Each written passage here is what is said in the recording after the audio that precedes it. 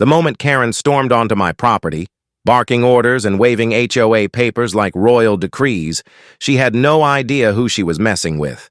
She threatened to take my land, claimed it violated neighborhood guidelines, and even said she'd have me evicted.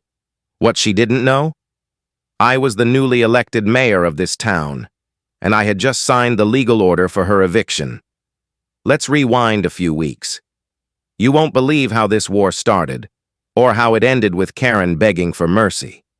It all started with a simple decision: to buy a small piece of land adjacent to my existing property. The plot had been sitting there for years, unused, unmaintained, and ignored by just about everyone in the neighborhood. I had always envisioned extending my backyard to create a quiet, private space for my family. After a few weeks of negotiation and a clear title search, the deal went through smoothly. I paid fair market value, received all the official documentation, and ensured the purchase was fully registered with the county. Within a few days, I hired a local contractor to build a modest fence around the newly acquired land. Nothing extravagant, just a clean wooden structure to mark the property line and provide a bit of privacy. It wasn't even finished when the storm arrived. Karen, the self-appointed queen of the neighborhood, otherwise known as the HOA president. She didn't just knock, she marched up to the property line like a sheriff in an old western, sunglasses on, clipboard in hand, and fury in her eyes. The construction noise had apparently disrupted the peace, as she put it, and she had come to investigate.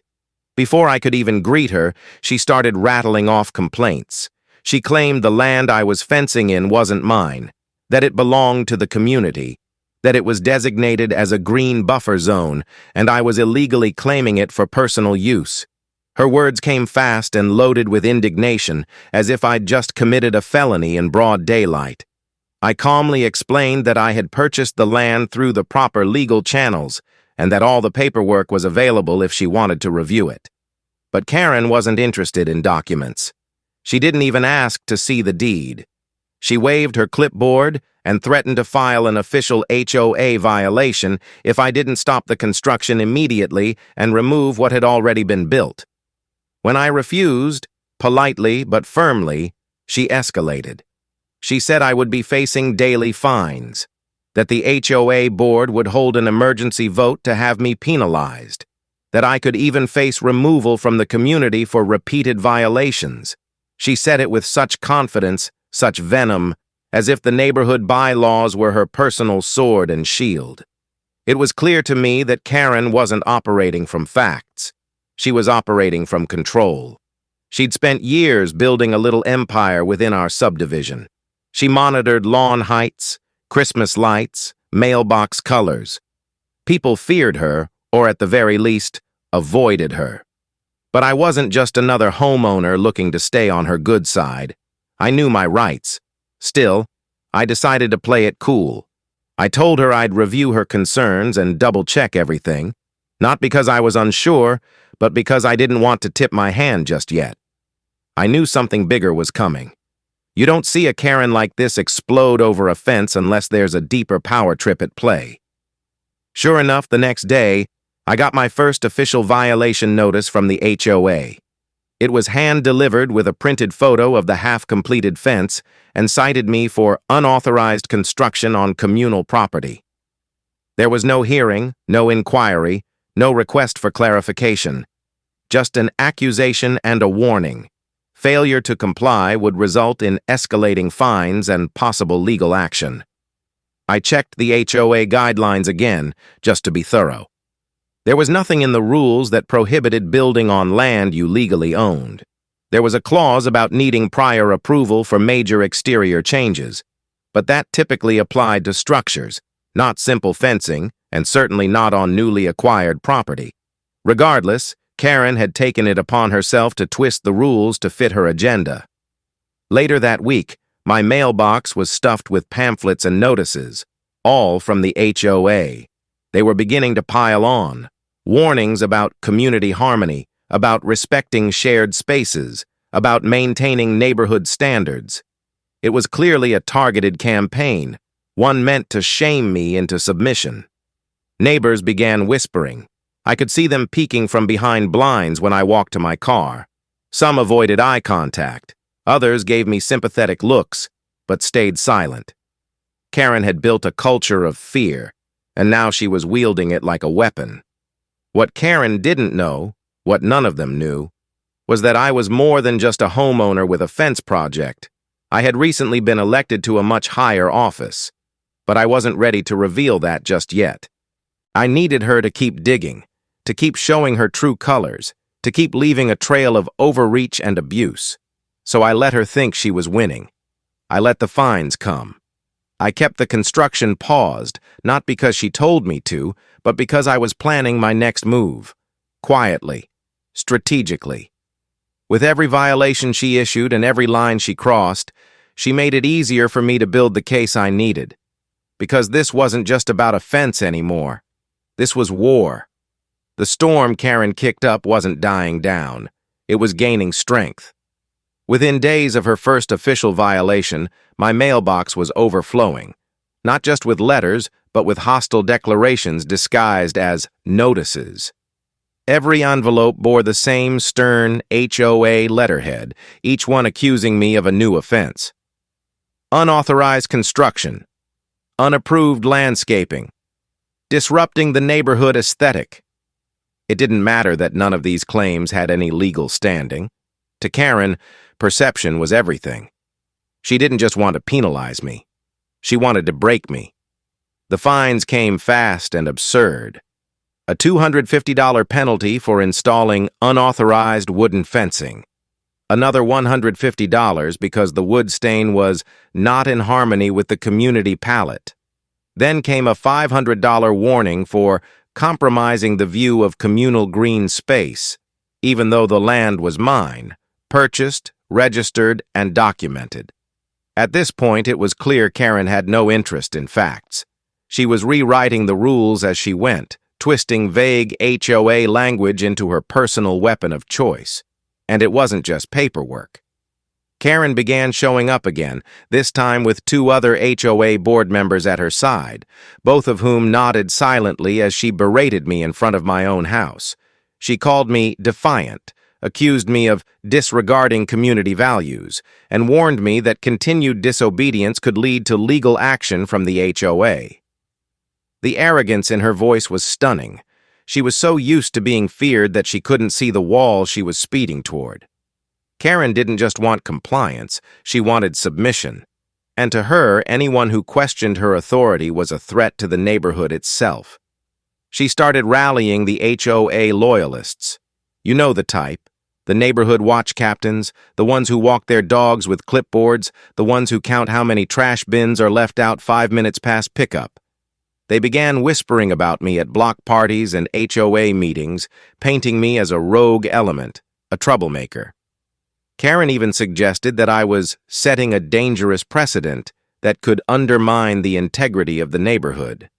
But what none of them knew, and what I was still keeping close to the chest, was that I wasn't just a homeowner battling HOA nonsense. I wasn't just a guy who bought a lot and built a fence. I was, in fact, the newly elected mayor of the entire town. The ink had barely dried on my oath of office when Karen declared war. I had intentionally kept it quiet, wanting to keep some normalcy in my neighborhood life, but as the situation escalated, so did the stakes. And Karen had no idea who she was pushing. As mayor, I had oversight of the city's zoning board, the legal authority to review local ordinances, and most importantly, a deep understanding of which powers the HOA did and did not legally have. Homeowners associations, while powerful in their little corners, operate under the law. They don't supersede it.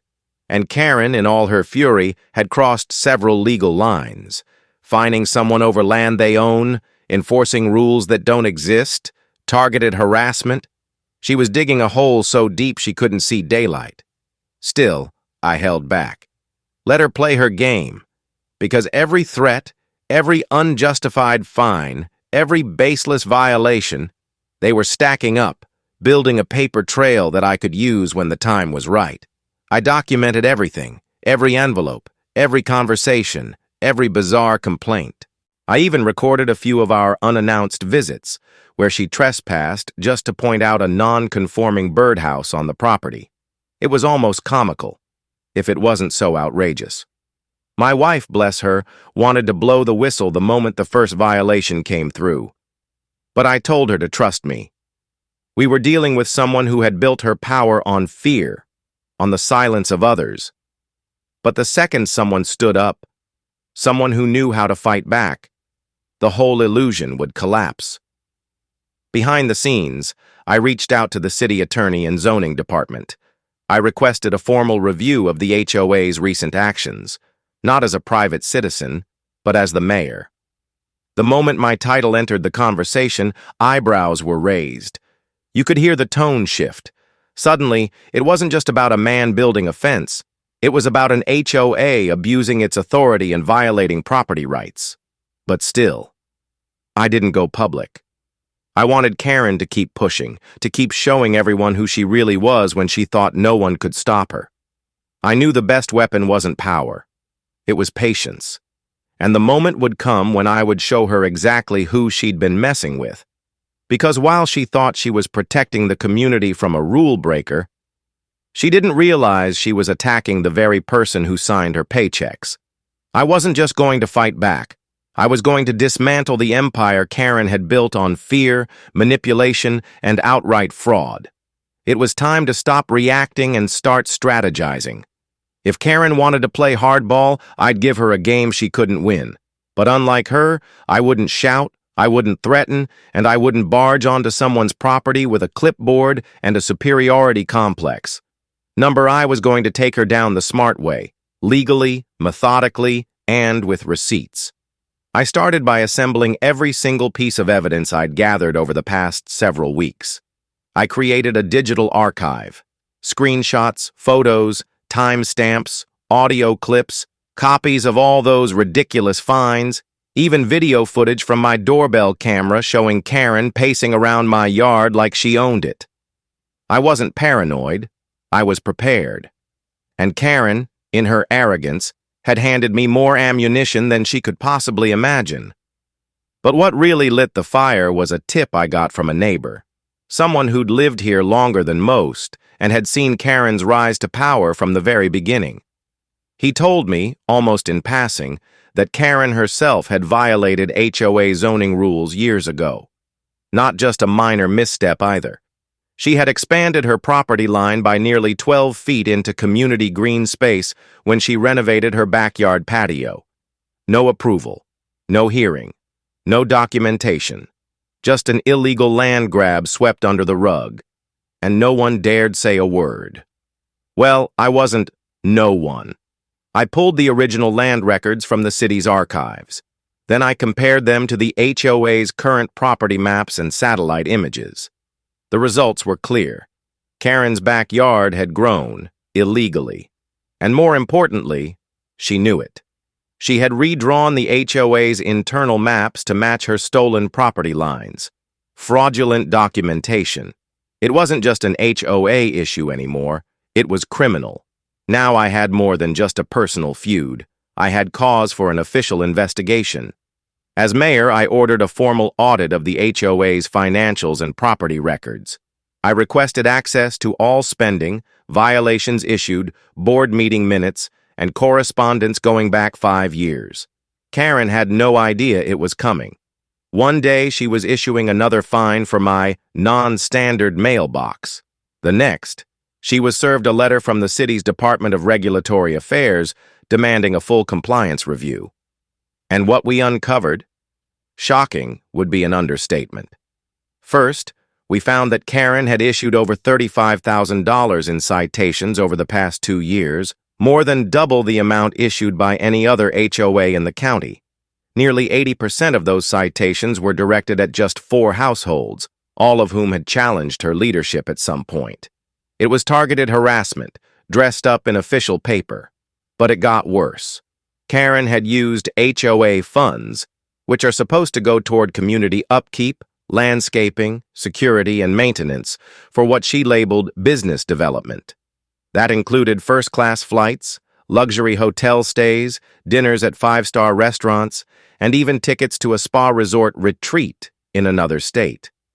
The receipts were all there, buried in quarterly expense reports filled with vague line items like board training and strategic planning. We also found forged board meeting minutes that approved special budgets, meetings that never happened, attended by people who never signed anything. And then there were emails, dozens of them. Karen had been corresponding with select vendors to inflate service costs in exchange for kickbacks. Landscapers billing twice the normal rate. Security companies hired without background checks. It was a full-blown racket. At this point, it was clear. Karen wasn't just a nosy neighbor on a power trip. She was a white-collar criminal hiding behind a garden flag and a welcome to our neighborhood sign. I kept all of it close, for now. Because while I could have gone public immediately, I knew the real power wasn't in the reveal. It was in the timing. Karen was still walking around the neighborhood like she was the queen of the cul-de-sac, still barking orders, still smug in her belief that no one could touch her. And that's exactly how I wanted her. I wasn't going to warn her. I wasn't going to give her a chance to run or bury evidence. No, I was going to wait until every last piece of this puzzle was perfectly in place. Because when it came time to pull the trigger, I wanted it to be swift, undeniable, and absolutely devastating. This wasn't just about me anymore. It was about every neighbor she'd bullied, every family she'd fined, every kid told to take down a lemonade stand for not having proper vendor clearance. It was about justice. It was about taking back the neighborhood from a tyrant who thought she was untouchable. But she wasn't. Not anymore. I knew the moment had come when the final audit report landed on my desk. Everything was documented: the forged board minutes, the misused funds, the illegal property expansion. But the crown jewel, the parcel of land Karen's house partially sat on, was never properly transferred from the city to the HOA. It was technically still municipal land, and because her backyard renovation had spilled over into that unzoned area without a permit, it gave the city legal grounds to reclaim it. This wasn't just about issuing a fine or sending a warning. This was a matter of zoning fraud and illegal land occupation. And I, as mayor, had the authority to initiate corrective measures. So I did. Quietly, formally, and by the book. First, I signed the order to begin a property review, not just for Karen's home, but for all HOA board members. It was a neutral move on the surface, one that didn't single her out.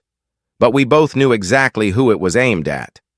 As the investigation began, city officials arrived to take measurements, check blueprints, compare original plats with current structures, and assess zoning compliance. Karen saw the writing on the wall almost immediately. Her usual smug confidence vanished overnight. She began lurking outside during inspections, peppering city staff with questions, then with thinly veiled threats. She accused them of trespassing. She demanded to see their credentials. One morning, she even stood in her bathrobe on her illegally extended patio, arms crossed, trying to intimidate the zoning officer who calmly measured the distance between her property line and the greenbelt. It wasn't working. Then came the meltdown. During a scheduled town council meeting, where, ironically, we were discussing community grants for low-income housing, Karen stormed into the chamber. She bypassed the sign-in sheet, interrupted a speaker mid-sentence, and marched straight up to my assistant. And in front of everyone, she launched into a tirade. "Do you know who I am?" she screamed. "I've run that HOA for over a decade. I've built that neighborhood from nothing. You people wouldn't even have a community to protect if it weren't for me." My assistant, to her credit, stayed calm. She simply turned to Karen and said, "Ma'am, this is a public meeting. Please take a seat or you'll be escorted out." Karen didn't sit. She ranted for another 10 minutes before security finally had to walk her out. That tantrum alone became the subject of 3 formal complaints from residents in attendance, and a viral clip that made its way onto local news within the hour. Her mask had slipped, and everyone could see the unhinged tyrant behind it. But even that chaos paled in comparison to what came next. The zoning department concluded its investigation. The illegal extension into city land wasn't minor, it was significant, and it had been deliberate. Karen had submitted altered property maps to the HOA board when she did her renovation, and she'd never once filed the required permits with the city. Her backyard now encroached over 500 square feet into municipal land that had been set aside for public green space. Legally speaking, it was trespassing. On that basis alone, the city had every right to reclaim it. The law was clear. In cases of zoning fraud, the city could either demand the removal of the offending structure, or, if the encroachment rendered the structure non-compliant beyond feasible repair, pursue full property repossession. In Karen's case, the fraud wasn't just about a deck or a fence. She'd added a fully plumbed outdoor kitchen, a covered patio with concrete footings, and even rerouted the HOA's irrigation system through her private garden, all on land she didn't own. The final recommendation from the city's legal team? Eviction. And the order needed one signature to be official. Mine. I paused before I signed it. Not out of doubt, I had none, but out of gravity. This wasn't just about exposing Karen. This was about setting a precedent, about showing that even the most entrenched neighborhood tyrants weren't above the law, that their clipboards, citations, and self-appointed titles meant nothing when they crossed legal boundaries. So I signed it, with a steady hand and a clear conscience. The eviction notice was processed within 48 hours and delivered by a city marshal. Karen's face, I was told, turned ghost white when she read it. She tried to argue, of course, claimed she was being targeted, called it political retaliation. But the documentation was airtight. The land wasn't hers. The city had every right to take it back. She had 30 days to vacate. Karen, the same woman who had slapped $50 fines on neighbors for mismatched trash bins, the same woman who had shouted down parents for having kiddie pools in their yards, was now on the receiving end of the very bureaucracy she had weaponized for years. And the best part? It wasn't personal. It was just business. Legal, precise, and irrevocable. The day Karen received her eviction notice, she thought it was some kind of clerical error. Maybe a prank or a bureaucratic hiccup. She even laughed when the city marshal handed it to her. But the laughter died quickly when her eyes scanned the page and stopped at the bottom. There, in crisp black ink, was my signature. Not just my name, my title, Mayor. She must have read it 10 times, hoping it would somehow change, hoping her eyes were deceiving her. But no. The same man she'd tried to bully off his own land, the same man she once threatened with HOA legal action, was now the authority ordering her to leave. The ultimate power move, signed, sealed, and enforceable. I wasn't there to see her face when it happened, but I heard plenty. Neighbors said she stood frozen on her porch for nearly 10 minutes, holding the letter with shaking hands, her eyes darting back and forth like a trapped animal. Some say she tried calling a lawyer right there on the spot. Others say she just stormed back inside and slammed the door so hard the wreath fell off. She tried to fight it, of course, filed appeals, begged the HOA board to intervene, even tried stirring up public support by claiming she was being victimized by the city. But it was too late. Her reputation was in shambles. The audit reports were public. The zoning violations were black and white. And her on-camera meltdown during the council meeting had already gone viral, labeled online as Karen's Last Stand. Public opinion turned fast. The same residents who used to silently obey her HOA edicts were now demanding she be removed from power entirely. A petition was circulated to dissolve the HOA board due to misconduct. It reached quorum in under a week. Karen's allies, what little she had left, jumped ship. Some quietly resigned. Others issued public apologies, and a few even started cooperating with city officials, handing over emails and internal records that revealed just how deep the corruption went. By the time the 30-day mark approached, Karen was no longer the queen bee of the neighborhood. She was its most disgraced resident. Her house went up for sale quickly. She tried to disguise it as a strategic relocation, but everyone knew the truth. No one wanted to buy, not with the publicity attached. The property sat on the market far longer than she expected, and when it finally did sell, it was at a significant loss. She moved out in the middle of the night, avoiding neighbors, refusing to make eye contact. No farewell, no final speech, just a U-Haul, a stack of boxes, and the quiet sound of an empire collapsing. The HOA board, once the most feared institution in the subdivision, didn't survive long after her.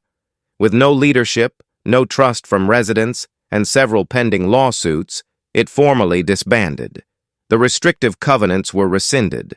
Residents were free to paint their homes the colors they liked, fly the flags they chose, and install whatever mailbox they preferred without the fear of petty fines. For the first time in years, the community could breathe. As for the land Karen had illegally taken, the city reclaimed it and repurposed it into something beautiful, a community garden. It now sits where her sprawling patio and outdoor kitchen once stood, rows of tomatoes, herbs, and flowers in neat little beds, maintained by volunteers from the neighborhood. We called it the People's Plot, a name chosen by vote, one that residents rallied around as a symbol of taking their power back. On weekends, families stroll through it. Kids learn how to plant vegetables. Elderly neighbors sit on benches sipping lemonade and chatting in the sun. It's peaceful, uncomplicated, and open to all, unlike the closed-door, fear-based regime Karen once ruled. As for me, I still live on the same property she tried to take from me. The fence she demanded I remove, it's still standing, reinforced and freshly painted. The extra garden space she said violated HOA code, it's now home to a hummingbird haven, a koi pond, and my morning coffee table. Every time I sip my coffee and look across the street at what used to be her kingdom, I smile. Not out of spite, but out of satisfaction. Because justice didn't come in the form of revenge. It came through truth, patience, and a system that finally worked the way it was meant to. Karen thought she could bully, cheat, and manipulate her way through everything. That she was untouchable. But in the end, she learned a hard truth. Power without integrity is fragile, and once people stop being afraid, tyrants fall. One signature. That's all it took to topple her throne. And now, all that remains of her reign is a memory, and a garden that reminds everyone what community is supposed to look like.